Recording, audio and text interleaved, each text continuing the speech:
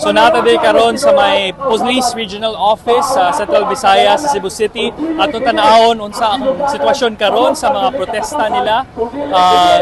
Giauhag sa membro sa Bayan Central Visayas ang mga katawhan nga mosalmot para sa karong protest diri sa akbang sa Camp Sergio Osmeña. Atong tanawon pod dito nato sa Daplin po dire sa may Osmeña Boulevard.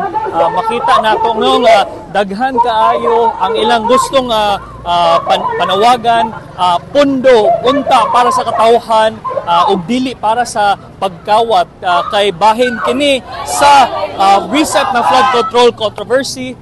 Makita pod nato nga ubang miyembro sa mga rights groups pod ni Salmot ug ang gusto nila. Unsay gusto ninyong panawagan, sir? Corruption ay undangon na. Dapat sakto na gyud ang ilang gibuhat. Sobra na kaayo sa ilang karon nga nahitabo karon sa atoa. So kita nga mga lulupyo, kita mga mamayan nga pobre kaayo, suluoy kayo ta kun hinana. Sige na lang padagan lang, sige kurap lang gihapon. Kurap lang gihapon sige sa administrasyon. Sige lang gihapon kurap. So dapat kita mismo nga mga tao ay maglihok na. Kita mga pobre ay maglihok na pod. So kana lang kita nan. So bilang sa bunyog kami ay kakaisa sa nahitabo karon sa atong bayan. So daghang salamat po. Daghang salamat, sir.